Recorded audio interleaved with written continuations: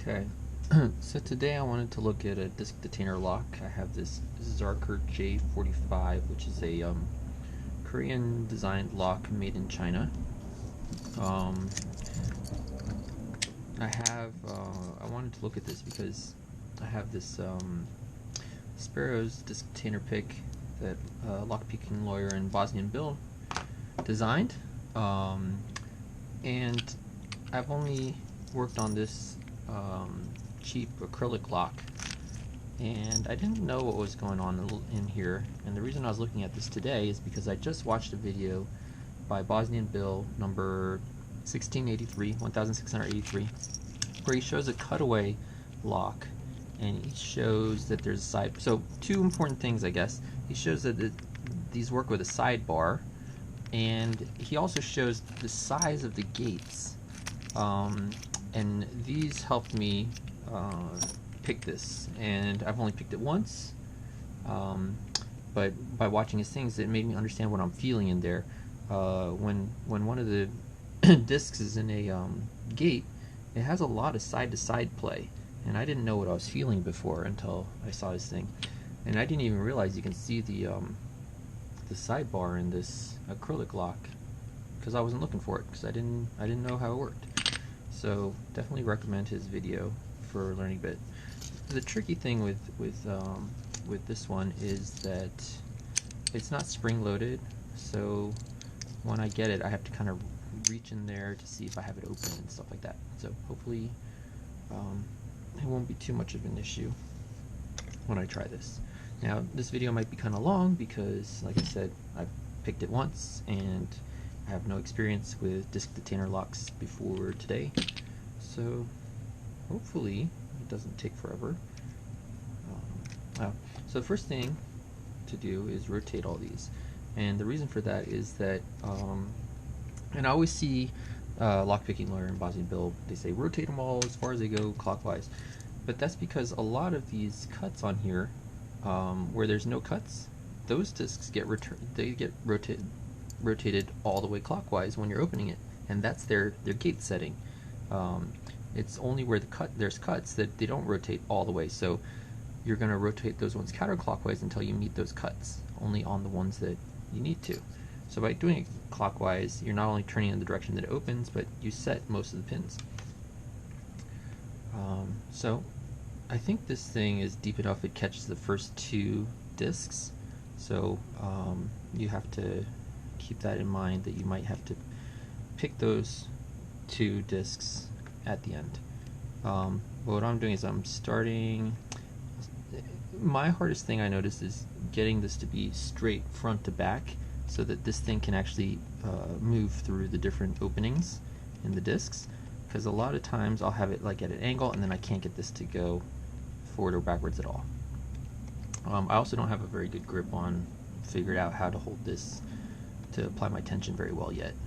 So all things that I'm learning. So what I do is I turn it sideways and I push, and I know I'm pushing against the disc, and I turn it until I drop into the opening just a little bit, and then now I know I'm on that disc. And this one I feel it going side to side, so maybe that's a gate, and I'm not very good at this. Same thing with the next one. Let me start again. Okay, so and you can, it's very grindy when you go side to side. And it usually clicks. That was weird. I haven't felt that. So it grinds. It seems like every single disc really binds against that sidebar pretty well. It's not like picking a pin lock where only one pin is binding at a time and things like that. It's like everything binds in this. Alright. So next disc. And a lot of times I slip off these discs, so I can see how this is its own skill set. I think that one is okay. Feel the next one. I haven't turned a single disc yet. Actually, let me see if I can even just get to the back of this whole thing to get it. Oh, it's so hard. there's got to be a way to like make this thing completely go straight in and out. Like there, I can get the thing to go in and out because it's lined up now.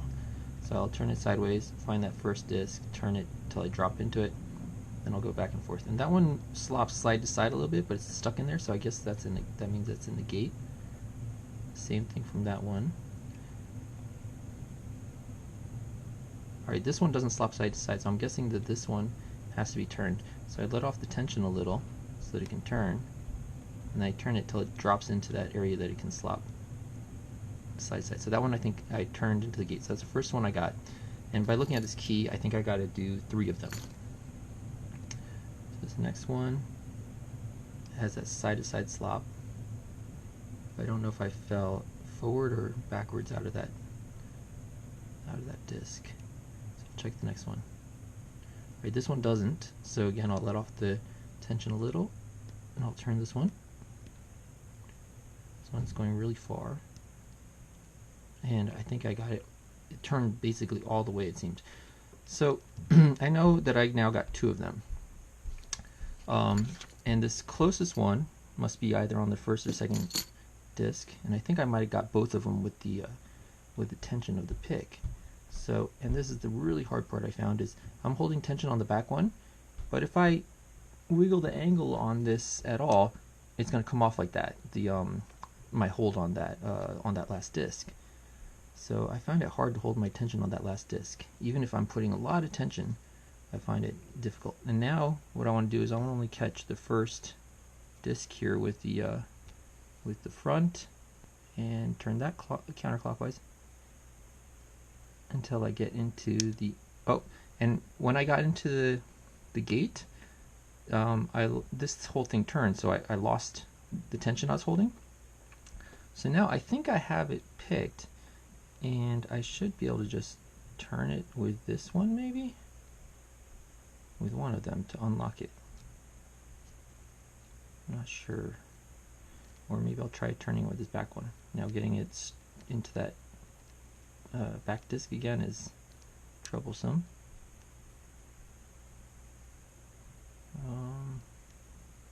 Or any disc for that matter. I want basically a disc that is fully turned to the right. Yeah. But getting this shaft to go straight in so that I can feel something is so tricky. Maybe if I put this resting against that front one, maybe now I can find it.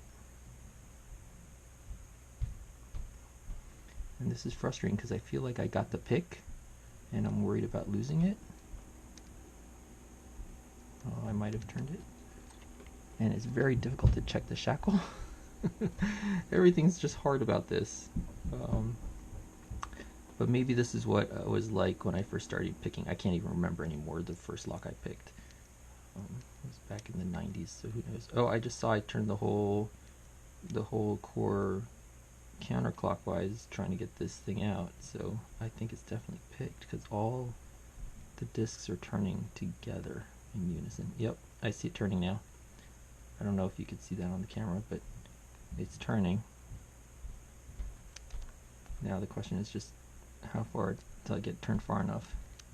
If I could take this pick out somehow. Where's the computer making noise? I can take this pick out without turning all the... I think all the gates are locked in together right now by the sidebar, so I don't think there's too much trouble if I can get this out. Alright, it's coming out slowly. It's just really hard to get it in line with all those. Okay, got another disc. Come on out. Alright, I'm at the second one, so now if I can just turn the second one.